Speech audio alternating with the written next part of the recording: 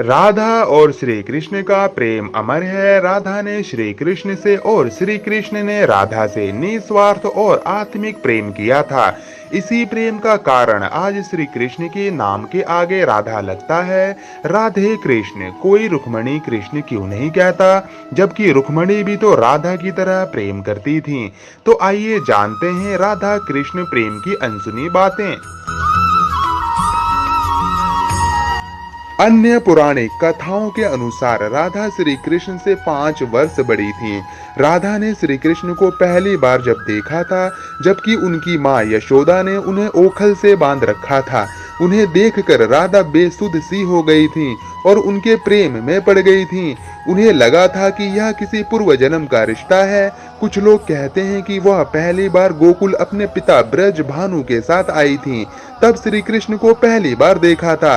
और कुछ विद्वानों के अनुसार संकेत तीर्थ पर पहली बार दोनों की मुलाकात हुई थी। जो भी हो, लेकिन जब राधा ने कृष्ण को देखा तो वह उनके प्रेम में पागल जैसी हो गई थी और श्री कृष्ण भी उन्हें देखकर बावरे हो गए थे। दोनों में प्रेम हो गया था।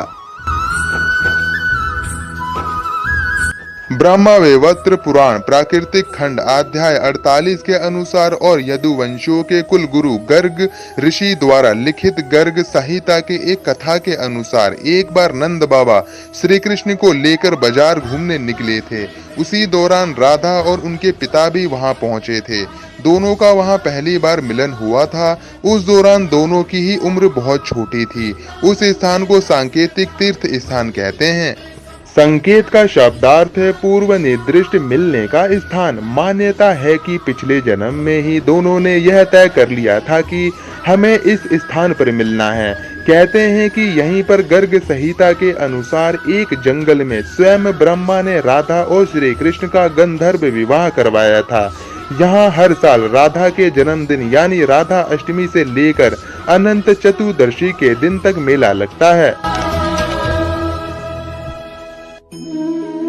राधा श्री कृष्ण की मुरली सुनकर बावरी होकर नाचने लगती थीं और वह उनसे मिलने के लिए बाहर निकल जाती थीं। जब गांव में कृष्ण और राधा के प्रेम की चर्चा चल पड़ी तो राधा के समाज के लोगों ने उसका घर से बाहर निकलना बंद करवा दिया। फिर एक दिन श्री कृष्ण ने माता यशोदा से कहा कि माता, मैं राधा से विवाह करना चाहता हूँ। यह सुनकर यशोदा मैया ने कहा कि राधा तुम्हारे लिए ठीक लड़की नहीं है। पहला तो यह है कि तुमसे 5 साल बड़ी है और दूसरा यह है कि उसकी मंगनी यशोदे के भाई रयान पहले से ही किसी और से हो चुकी है और वह कंस की सेना में है जो अभी युद्ध लड़ने गया है। जब आएगा तो राधा का उससे विवाह हो जाएगा, इसीलिए उससे तुम्हारा विवाह नहीं हो सकता। लेकिन कृष्ण जिद करने लगे। तब यशोदा ने नंद से कहा। कृष्ण ने नंद की बात भी नहीं मानी। गर्ग ऋषि ने कृष्ण को समझाया कि तुम्हारा जन्म किसी खास लक्ष्य के लिए हुआ है। इसकी भविष्यवाणी हो चुकी है कि तुम तारणहारे हो। इस संसार में तुम धर्म की स्थापना करोगे। तुम्हें इस ग्वालन से विवाह नहीं करना चाहिए। तुम्हारा एक खास लक्ष्य है। गर्ग मुनि हर तरह से समझाते हैं लेकिन कृष्ण नहीं समझते। तब गर्ग मुनि उन्हें एकांत में यह रहस्य बता देते हैं कि तुम यशोदा और नंद के पुत्र नहीं हो, देवकी और वासुदेव के पुत्र हो और तुम्हारे माता पिता को कंस ने कारागार में डाल रखा है। यह सुनकर श्री कृष्ण के जीवन की दशा बदल जाती है। राधा के परिवार को जब पता चलता है कि यह श्री कृष्ण की मुरली सुनकर उनके प्रेम में नाचती हुई उनके पास पहुंच जाती है तो उन्होंने राधा को घर में ही कैद कर दिया था। तब श्री कृष्ण ने अपने साथियों सहित एक दिन उन्हें रात में कैद से मुक्त करवाकर उद्धव और बलराम सहित अन्य सखियों के साथ रात भर नृत्य किया था। यह रात पूर्णिमा की रात थी जब महारास हुआ था।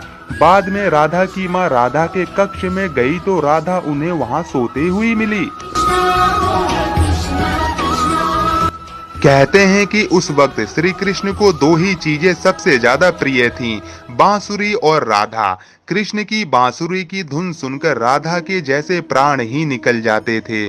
कई जन्मों की स्मृतियों को कुदेरने का प्रयास होता था और वह श्री कृष्ण की तरफ खिंची चली आती थी। भगवान श्री कृष्ण के पास एक मुरली थी जिसे उन्होंने राधा को छोड़कर मथुरा जाने से पहले दे दी थी। राधा ने उस मुरली को बहुत ही संभाल कर रखा था और जब भी उन्हें श्री कृष्ण की याद आती तो वह मुरली बजा लेती थी। श्री कृष्ण उसकी यादों में मोर पंख लगा लेते थे और वैजंती माला पहनते थे। श्री कृष्ण को मोर पंख तब मिला था जब वे राधा के उपवन में उनके साथ नृत्य कर रहे मोर का पंख नीचे गिर गया था तो उन्होंने उसे उठाकर अपने सिर पर धारण कर लिया था और राधा ने नृत्य करने से पहले श्री कृष्ण को वैजंती माला पहनाई थी। ब्रह्मा वैवर्त पुराण की एक पौराणिक कथा के अनुसार श्री कृष्ण के साथ राधा गोलोक में रहती थीं। एक बार उनकी अनुपस्थिति में श्री कृष्ण अपनी दूसरी पत्नी विरजा के साथ घूम रहे थे। तभी राधा आ गईं। वे विरजा पर नाराज होकर वहां से चली गईं। श्री कृष्ण के सेवक और मित्र श्री दामा को राधा का यह व्यवहार ठीक नहीं लगा और वे राधा को भला बुरा कहने लगे।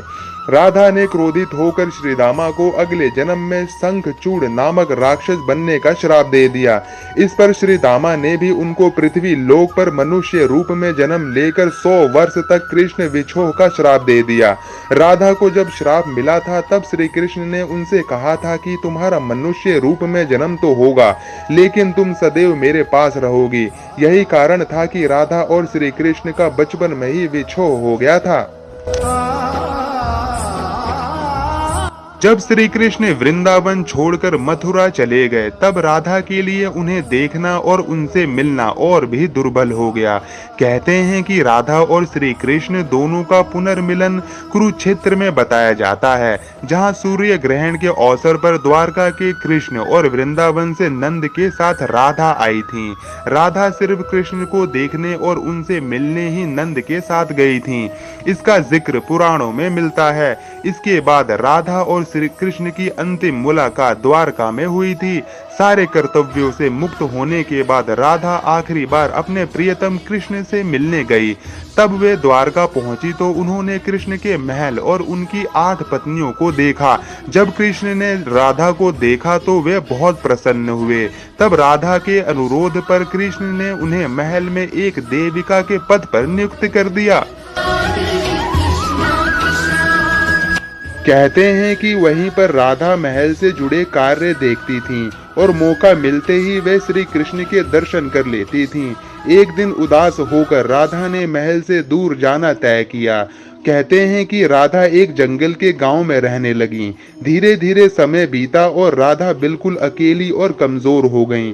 उस वक्त उन्हें भगवान श्री कृष्ण की याद सताने लगी। आखिरी समय में भगवान श्री कृष्ण उनके सामने आ गए। भगवान श्री कृष्ण ने राधा से कहा कि वे उनसे कुछ मांग ले, लेकिन राधा ने मना कर दिया। कृष्ण के दोबारा अनुरोध करने पर राधा ने कहा कि वे आखिरी बार उन्हें बांसुरी बजाते देखना और सुनना चाहती है। श्री कृष्ण ने बांसुरी ली और बेहद सुरीली धुन में बजाने लगे। श्री कृष्ण ने दिन रात बांसुरी बजाई। बांसुरी की धुन सुनते सुनते एक दिन राधा ने अपने शरीर का त्याग कर दिया।